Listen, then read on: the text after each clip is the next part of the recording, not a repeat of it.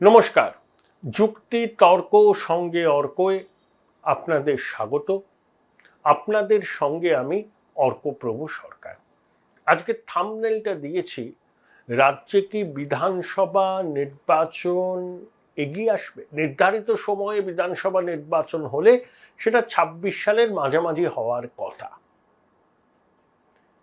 কিন্তু গত কয়েকদিনের ঘটনা প্রবাহ দেখে মনে হচ্ছে, আমার অনুমান, আপনারা সহমত হতেও পারেন নাও হতে পারেন, যে শাসক দল বোধহয় চাইছে বিধানসভা নির্বাচনটাকে এগিয়ে আনতে।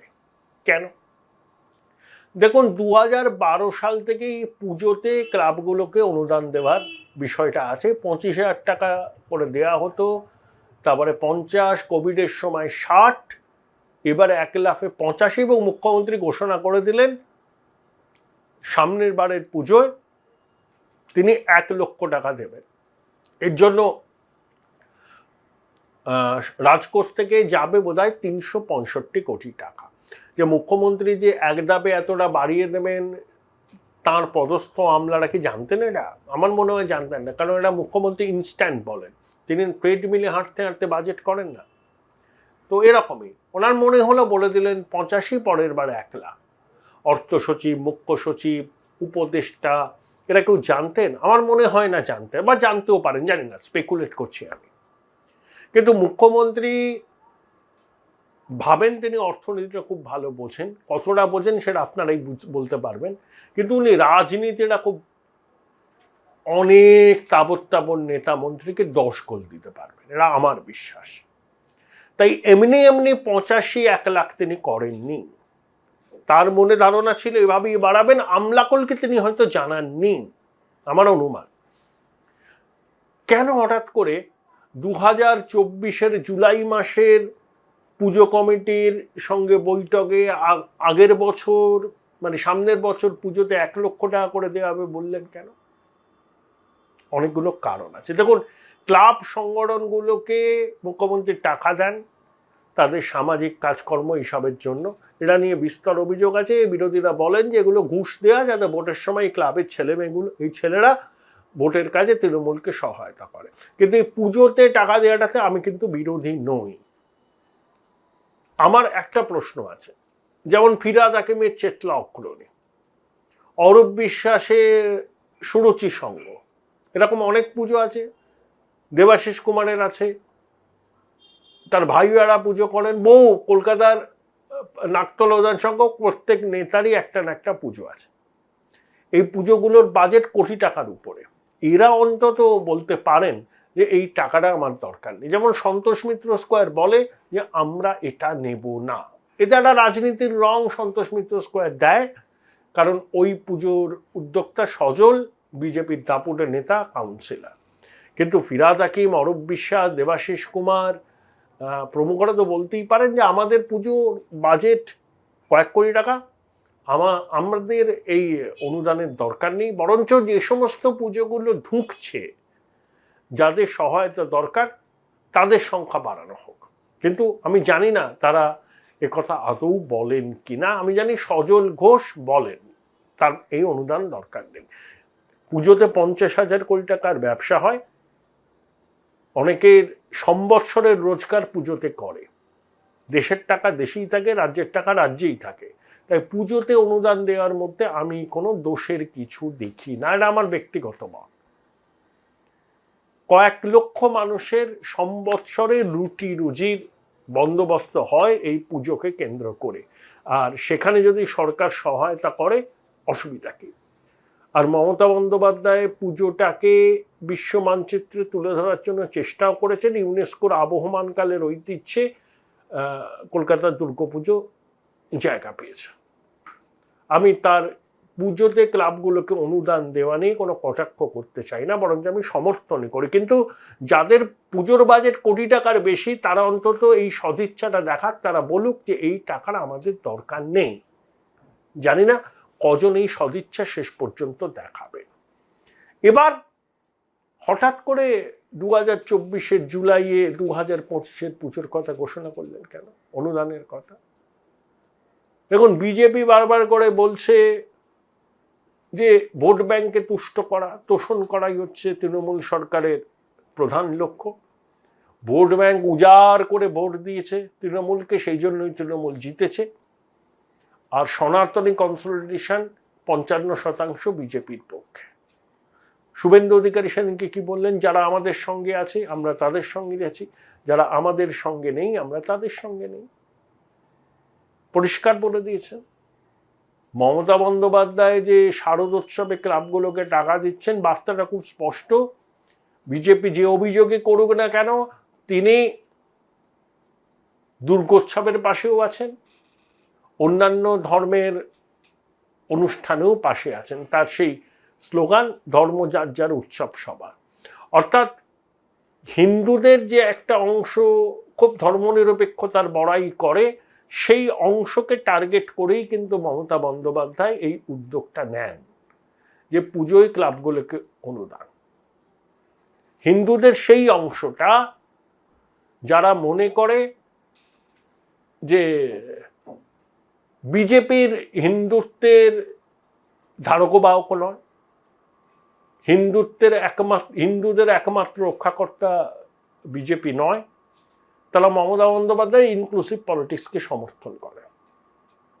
তারা কোনোদিন বিজেপিকে ভোট দেন না, দেবেনও না। মমতা বন্দ্যোপাধ্যায় তাদেরকেই লক্ষ্য করে এই পদক্ষেপগুলো করেন। তিনি জানেন যে হিন্দু ভোটের মেরুকরণ হয়েছে, ভালো মতো হয়েছে, আরও 3-4% মেরুকরণ হলে ক্ষমতায় আসতে গেলে যে ক্রিটিক্যাল মাসের দরকার বিজেপি, সেটা পেয়ে যাবে, সেটা তিনি জানেন। তাই তিনি একদিকে ভোট ব্যাংকের কনসলিডেশন করছেন, তার একটা বেনিফিশিয়ারি শ্রেণী তৈরি হয়েছে, উপভোক্তা শ্রেণী, আর হিন্দুদের ওই লিবারাল অংশের কাছে তিনি পৌঁছতে চাইছেন। Join Indian Institute of Hotel Management now. Right choice, right decision. যাতে বিজেপি হিন্দু ভোটের সর্বাত্মক মেরুকরণটা না করতে পারে, সেই জন্যই তার কিন্তু এই উদ্যোগ। লোকসভা নির্বাচনে প্রত্যাশা মতো ফল না করায় বিজেপি শিবির একটু ছত্রভঙ্গ, নেতায় নেতায় দ্বৈরথ, কাজিয়া, ব্যক্তিত্বের সংঘাত, কোন পথে দল চলবে সে সম্পর্কে সুনির্দিষ্ট কোনো নীতিও এখনো নিতে পারছেন না। শুভেন্দুর সঙ্গে একটা অংশের মতবিরোধ হচ্ছে, তার এই কথা। অনেকে বলছেন যে মোদিজির স্লোগানকে তিনি চ্যালেঞ্জ করেছেন। আসল ব্যাপার হচ্ছে ওটা প্রশাসনিক দর্শন ভারত সরকারে, আর শুভেন্দু রাজনীতির কথা বলেছেন। তবে তথাগত রায় থেকে শুরু করে বহু বিজেপির কর্মী, নেতা, বিশ্ব হিন্দু পরিষদ, RSS, তারা কিন্তু শুভেন্দুর পাশে দাঁড়িয়েছেন। কিন্তু বিজেপি এখনো একটু অগোছালো, ছত্রভঙ্গ। সংগঠনকে তারা কিন্তু তৃণমূলের মতো করে গড়ে তুলতে পারছে না। তা বিজেপির অগোছালো অবস্থার সুযোগ নিয়ে মমতা বন্দ্যোপাধ্যায় নির্বাচন করিয়ে নিতে পারেন নির্ধারিত সময়ের আগে। তিনি মনে করবেন পরিস্থিতি অনুকূল। যদি দেখা যায় মহারাষ্ট্র, হরিয়ানা, দিল্লি এবং ঝাড়খণ্ডে এনডিএ প্রত্যাশা মতো ফল করল না, তখন মমতা বন্দ্যোপাধ্যায় নির্বাচন এগিয়ে নিয়ে আসবেন। পারেন, এগিয়ে নিয়ে আসবেন আমি বলবো কি করে, সম্ভাবনা হতে পারে। কারণ ওই সারা দেশে যদি বিজেপি বা এনডিএ বিরোধী একটা মনোভাব তৈরি হয়, তাহলে বিজেপি আরো ডিমোরালাইজ ফোর্স হয়ে যাবে। সেই সুযোগটা শাসক দল কাজে লাগাতেই চাইবে, সেজন্য এগিয়ে আনতেই পারে। কেন আমাদের তেলেঙ্গানার প্রাক্তন মুখ্যমন্ত্রী চন্দ্রশেখর রাও করেননি? নির্বাচন হওয়ার কথা ছিল 19-এ, করলেন 18-য়, 2/3 সংখ্যাগরিষ্ঠতা জিতলেন। কিন্তু 2023-এ 10 বছরের মুখ্যমন্ত্রী চন্দ্রশেখর রাও হেরে ভূত হয়ে গেলেন। তিনি বোধহয় একটা কেন্দ্র থেকে হেরেছেন, একটা কেন্দ্র জিতেছেন। কংগ্রেস ক্ষমতায় আসলো, বিজেপি সেখানে পায়ের তলায় জমি আরো শক্ত করলো। এখন নাকি বিআরএস থেকে অনেক লোক কংগ্রেস বা বিজেপিতে চলে আসবে। কিন্তু ভোট 1 বছর এগিয়ে এনে চন্দ্রশেখর রায় ফায়দা পেয়েছিলেন,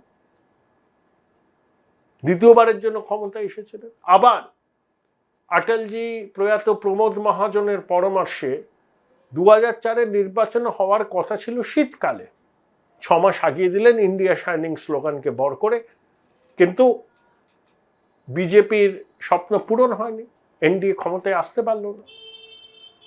তাই সবসময় একটা ঝুঁকি থাকে, সবসময় যে এগিয়ে আনার সিদ্ধান্ত পলিটিক্যাল ডিভিডেন্ড দেবে সেটা নাও হতে পারে, কিন্তু ওই বললাম ঝাড়খণ্ড, মহারাষ্ট্র, হরিয়ানা এবং দিল্লির নির্বাচনে যদি এনডিএ বিজেপির ফল খারাপ হয় তাহলে কিন্তু দেশ জুড়ে বিজেপি বা এনডিএ বিরুদ্ধে একটা হাওয়া উঠতেও পারে। আর যদি খারাপ না হয় তাহলে বিজেপি রিনিউড ভিগারে পশ্চিমবঙ্গের জন্য ঝাঁপাবে। কিন্তু যদি খারাপ হয় তখন মমতা বন্দ্যোপাধ্যায় আগামী 5 বছরে ক্ষমতায় থাকাটা সুনিশ্চিত করার জন্য নির্বাচন কিন্তু এগিয়ে আনলেও আনতে পারেন। সবটাই তার সিদ্ধান্ত, এটা আমার মনে হচ্ছে। কারণ 2024 জুলাই মাসে দাঁড়িয়ে 2025 তিনি 1 লক্ষ টাকা করে দেবেন পুজো কমিটিগুলোকে, এত তাড়াতাড়ি এইরকম কমিটমেন্ট কেন তিনি করলেন? ভোটটা তিনি খুব ভালো বোঝেন এবং সবসময় ভোটের অঙ্ক তিনি করেন, তাই ভোটের অঙ্ককে মাথায় রেখেই কিন্তু তিনি এই সিদ্ধান্ত নিয়েছেন। এই সিদ্ধান্ত আমরা মনে করতে পারি হঠাৎ করে নিলেন, মঞ্চ থেকে হঠাৎ করে নিলেন, আমলাকুল মনে করতে পারেন যে তাদের সঙ্গে কথা না বলেই মুখ্যমন্ত্রী জানিয়ে দিলেন কিভাবে টাকা সংস্থান করা হবে। কিন্তু মুখ্যমন্ত্রী যখন ওই বক্তৃতা দিচ্ছেন না, তার আগে থেকেই তিনি মনস্থির করে রেখেছিলেন যে এইভাবেই বলবেন, এবার 85,000, পরের বার 1 লাখ, এবং সেটাই তিনি বলেছেন। এই সিদ্ধান্তের পিছনে, এই ঘোষণার পিছনে কুশলী ধুরন্ধর রাজনীতিক মমতা বন্দ্যোপাধ্যায়ের প্রখর রাজনৈতিক বুদ্ধির ছাপ রয়েছে। যত বিরোধীরা অগোছালো অবস্থায় থাকবে তত মমতা বন্দ্যোপাধ্যায়ের সুবিধা, কারণ তিনি জানেন বিজেপি চেষ্টা করছে হিন্দু ভোটের মেরুকরণ এবং একই সঙ্গে 15 বছরের প্রতিষ্ঠান বিরোধিতার সামলাতে হবে তাকে। ইতিমধ্যে লোকসভাতে কি দেখেছেন, 29টা আসন পেয়েছে, ঠিক আছে, 70-71টা পুরসভায় তৃণমূল পিছিয়ে আছে, 90টা বিধানসভায় তারা পিছিয়ে আছে, কলকাতার পুরসভার অনেক ওয়ার্ডে তারা পিছিয়ে আছে, বিভিন্ন জায়গাতে পিছিয়ে আছে। তৃণমূলের এক শ্রেণীর নেতাদের জীবনযাপন নিয়ে মানুষ তিতিবিরক্ত, তোলাবাজির অভিযোগ আছে, শিল্প না হওয়ার অভিযোগ আছে, সরকারি কর্মীদের ডিএ না পাওয়ার অভিযোগ আছে, শূন্য পদ পূরণ হচ্ছে না অভিযোগ আছে। তারপরে যদি এসএসসির মামলায় সুপ্রিম কোর্টের রায়ে বহু ছেলেমেয়ের চাকরি যায়, প্যান্ডোরার বাক্স খুলে যেতে পারে। তাই লোকসভা ভোটের জয়ের আনন্দ তখন নিরানন্দে পরিণত হতে বেশি সময় লাগবে না, মমতা জানেন। কিন্তু তিনি কিন্তু 1 ইঞ্চি জমি ছাড়বেন না। তিনি সেদিনকেও বলেছেন কারোর চাকরি যাবে না, সুপ্রিম কোর্টে আমরা লড়াই করব। যদি সুপ্রিম কোর্ট বলে এতজন বেআইনিভাবে চাকরি পেয়েছে, তাদের চাকরি তো যাবে কোর্টের নির্দেশে, তাদের তো মায়না ফেরত দিতে হবে। কিন্তু মমতা বন্দ্যোপাধ্যায় এখন বললেন কারোর চাকরি যাবে না, আমি এত সহজে বিষয়টাকে নিতে রাজি নই। অন্য কোনো ছক কি আছে? অন্য কোনো কি উপায় বার করার চেষ্টা করা হবে? কারণ মমতা বন্দ্যোপাধ্যায় জানেন যে কয়েক হাজার চাকরি বাতিল হলে তার অভিঘাত কিন্তু সর্বস্তরে পড়বে। এই সব কিছু মাথায় রেখে আপাতভাবে তৃণমূলকে মনে হচ্ছে তারা খুব ভালো জায়গায় আছে, কিন্তু বিধানসভা নির্বাচনে প্রতিষ্ঠান বিরোধিতার হাওয়া মুখে তাদের পড়তে হবে, দুর্নীতির অভিযোগকে সামলাতে হবে। হিন্দু ভোটের মেরুকরণ বিজেপি যদি আরো সফলভাবে করে সেটা তার কাছে খুব চ্যালেঞ্জিং হবে। এই প্রেক্ষিতে অপোজিশন অগোছালো, বাম কংগ্রেসের সেরকমভাবে কোনো জনভিত্তি আর নেই। এই সুযোগকে কাজে লাগিয়ে তিনি নির্বাচন হয়তো এগিয়েও আনতে পারেন, পুরোটাই তার মাথায় রয়েছে। আমি জাস্ট মনে হলো বলে বললাম। সেই কারণেই কি 24 জুলাই মাসে ক্লাবের পুজোর কর্তাদের সঙ্গে বৈঠকে 25-এ তিনি 1 লক্ষ টাকা দেবেন আগাম ঘোষণা করে দিলেন। দেখা যাক শেষ পর্যন্ত কি হয়।